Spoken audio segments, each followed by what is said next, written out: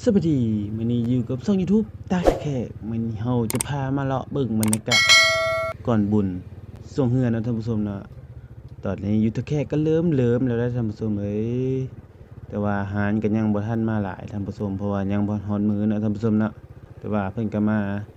อ่ามื้อนี้ก็เป็นวันที่30นะท่านผู้ชมนะที่ตาแขกมาถ่ายให้เบิ่งนี่ก็เป็นมื้อที่แบบกำลังริเริ่มเนาะมื้อแท้ก็เป็นวันที่3ท่านผู้ชม แต่มื้อนี้ก็เป็นมื้อที่30ก็แบบหลายร้านก็เริ่มมาตั้งแล้วท่านผู้ชมนี่เนาะก็บรรยากาศเนาะก็เพิ่นจะให้ตั้งแต่ภาคเดียวท่านผู้ชมมื้อนี้ปีนี้เพราะว่าภาคนั้นให้เอาเมียนอันนั้นท่านผู้ชมเอาเมียนแบบเฮาเบิ่งเหือนะแต่ละปีเพิ่นจะตั้ง2ข้างทางเลยเนาะอันนี้ก็คือบรรยากาศเนาะท่านผู้ชมผู้คนก็เริ่มมาเลาะมาลิ้นแล้วท่านผู้ชมเพราะว่าตอนนี้ก็เวลาประมาณ3 โมงนะท่านผู้ชมนี่บรรยากาศ ทางนี้เพิ่นกำลังแปลงเทกันเจือนนะผู้ชมหวังว่าน่าจะแล้วให้แบบท่านผู้ชมมาเบิ่งเฮือนะท่านผู้ชมนะครับอันนี้ก็คือบรรยากาศก่อนบุญสวงเฮือของเมืองท่าแขกเด้อท่านผู้ชมเด้อตรงข้ามกับนครพนมแต่ว่านครพนมเพิ่นจะได้เริ่มแล้วเนาะนครพนมเพิ่นจะเริ่มแต่วันที่27เลยท่านผู้ชมเมื่อคืนนี้เพิ่นก็ไหลเฮือไผเนาะท่านผู้ชมเฮาก็ยินแต่เสียงเพิ่นจูดบางพุแต่ว่าท่าแขกเฮาก็ยังบ่ทันเริ่มท่านผู้ชม เริ่มเป็นทางการก็วันที่3ท่านผู้ชมก็อย่าลืมพากมาลิ้นมาท่องเที่ยวกันได้ท่านผู้ชมนี่เนาะบรรยากาศมันก็เริ่มตั้งโต๊ะตั้งเต้นแล้วท่านผู้ชมเอ้ยแต่ว่ามื้อนี้ก็ลมพายุก็ได้หยุดลงแล้วท่านผู้ชมมื้อนี้เห็นแสงแดดเลยเมื่อวานมื้อซื่นนี่โอ้ฝนโคตรจะเยอะนะท่านผู้ชมนะมื้อนี้ก็แบบบรรยากาศแบบมืดครึ้มอยู่แต่ว่ามันก็มีแดดออกมานำท่านผู้ชมด้วย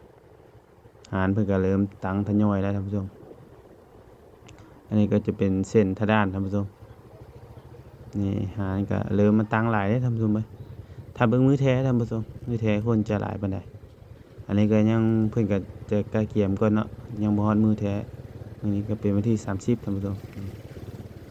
ผู้คนก็มาเยอะเลยท่านผู้ชมผู้คนก็ช่วงนี้เราก็ยังสามารถแบบเอารถเข้าไปได้อยู่นะท่านผู้ชมอันนี้ก็บรรยากาศขายข้าวหลอกข้าวหลามท่านผู้ชม ตัวหลอกทุเรียนก็มีเด้อท่านผู้ชมเอ้ยนี่บรรยากาศภายในบุญก็ประมาณนี้ท่านผู้ชมเพราะว่ายังบ่ฮอดมื้อแท้เฮาก็สามารถขี่รถมอเตอร์ไซค์รถจักรเลาะก็ได้ท่านผู้ชมนี่อันนี้ก็โซนน้ำพุท่านผู้ชม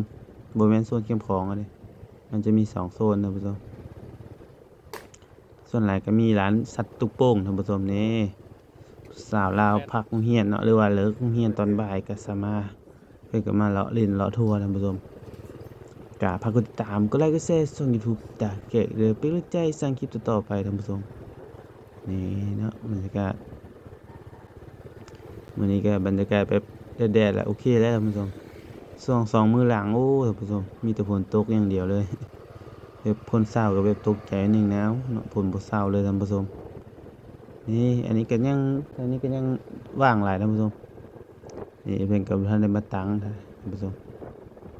นี่บรรยากาศอันนี้ก็จะเป็นแบบเรือนทรงเก่าเนาะเรือนทรงพลังตะกี้ท่านผู้ชมเส้นนี่ก็เป็นทรงแบบพลังยึดครองพุ่นเนาะเพิ่นเฮ็ดไว้เพิ่นก็ยังเฮ็ดแบบเป็นหาญเลยท่านผู้ชมนี่บรรยากาศก็สะอาดสะอ้านงามตาท่านผู้ชมนี่เราจะพาเลาะโซนน้ำพุท่านผู้ชมหรือว่าน้ำสร้างเก่าท่านผู้ชมนี่อันนี้ก็คือแบบสถานที่เพิ่นแบบให้เช่ามอเตอร์ไซค์นะท่านผู้ชมนี่ ทางแบบต่างประเทศเพิ่นมักมาเช่าท่านผู้ชมนี่อันนี้ก็เพิ่นจะเฮ็ดเป็นงานย้อนยุคเลยท่านผู้ชมเว้ยเพิ่นจะมุงหญ้ามุงหยังนะท่านผู้ชมนี่เพิ่นก็ใส่ถอกใส่ถุงเพิ่นก็มุงหญ้าอันนี้จะขายเป็นแบบอาหารย้อนยุคนะท่านผู้ชมแล้วก็สุดย้อนยอกย้อนยุคนะท่านผู้ชมเพิ่นก็จะเอารถแบบสมัยตะกี้มาตั้งโซ่ไว้ท่านผู้ชมนี่รถก็สไตล์แบบนี้แหละท่านผู้ชมรถแต่เก่าขนาดท่านผู้ชม เดี๋ยวเราจะพาเลาะไปแบบอันนั้นเลยท่านผู้ชมแบบไปเบิ่งผามไส้ท่านผู้ชมนี่เส้นนี้ก็ลงไปฮอดผามไส้บ้านปักทุงไสสนะเฮือท่านผู้ชมแต่ว่าเพิ่นก็บ่ทันใหญ่เด้ทุงแข่งเฮือท่านผู้ชมนี่แถวนี้ก็ยังว่างโคตรเยอะเลยท่านผู้ชมเพราะว่ายังบ่ฮอดมื้อเนาะ มื้อนี้ก็หาวันที่30ก็วันที่3ก็เหลืออีก3-4มื้อเนาะเพิ่นก็เดิมทยอยมาตั้งแล้วบางหันก็มาตั้งก่อนบางหันก็มาตั้งหลังท่านผู้ชมก็แล้วแต่แบบไผจับจองซื้อสถานที่ได้ท่านผู้ชมหรือว่าเช่าได้เนาะนี่บรรยากาศแบบร้านอาหารแพสไมล์ท่านผู้ชมนี่บรรยากาศแต่นี้ก็ยังร้านก็จะมาตั้งบ่หลายเด้อท่านผู้ชมถ้าฮอดมื้อบุญจะเต็มเลยท่านผู้ชมอันนี้แต่ว่าช่วงนี้เพิ่นก็ทยอยตั้งนี่เนาะก็เห็นแบบเต็นท์น้อยๆก็มีท่านผู้ชมนี่มันก็มาจองไว้ก่อนท่านผู้ชมแถวนี้ก็มีหลายอยู่ท่านผู้ชมส่วนหลายก็เป็นร้านซักลูกโป่งท่านผู้ชมนี่บรรยากาศก็อย่าลืมพามาแวะมาเที่ยวได้เด้อท่านผู้ชมบุญช่วงเฮือประจำปีของชาวเมืองตะแคกแข้งขมวนท่านผู้ชมประเทศสปปลาวท่านผู้ชมนี่เครื่องเล่นก็เริ่มมาแล้วท่านผู้ชมวงดนตรีจะอยู่ทางลุ่มท่านผู้ชมวงดนตรีจะเฮ็ดไกด์บ่นั้นรักเส้นไส้นะท่านผู้ชมนี่อันนี้ก็ขวมห้วยมาก็ยังอยู่ท่านผู้ชมขวมห้วยไปแล้วก็จะฮอดบ่อนเส้นไส้นะท่านผู้ชมบ่อนเพิ่นเฮ็ดเส้นไส้เฮือส่วงนะท่านผู้ชมนี่แถวนี้ก็ร้านก็ยังบ่หลายท่านผู้ชมร้านก็ยังแบบกระแจกกระจายเนาะท่านผู้ชมเพราะว่ายังบ่ทันเยอะนะท่านผู้ชมนี่ท่านผู้ชม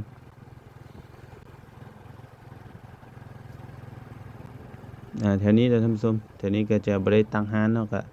จะเปิดให้แบบมาเบิ่งเรือนะท่านผู้ชมเพราะว่าบ่อนนี้มันจะเป็นบ่อนเรือเข้าเส้นชัยท่านผู้ชมนี่เนาะนี่ท่านผู้ชมอันนี้ก็จะเป็นหอเส้นชัยท่านผู้ชมมันมีกรรมการมาประกาศเรือเข้าที่1นะท่านผู้ชมนี่เนาะบรรยากาศเพิ่นก็ยังบ่ทันมาปักธงท่านผู้ชมนี่บรรยากาศน้ำของมื้อนี้โอเคท่านผู้ชมแดดออกคักมื้อแลงก็ทางไทยเพิ่นก็จะไหลเรือพายคือเก่าท่านผู้ชมเฮามาเบิ่งอยู่ฝั่งลาวก็เห็นได้ผมนี่เฮาซูมให้เบิ่งนี่ท่านผู้ชมอยู่ฝั่งไทยโอ้ร้านก็จะเต็มเบิดแล้วเพราะว่าเพิ่นเปิดแต่วันที่27เลยท่านผู้ชม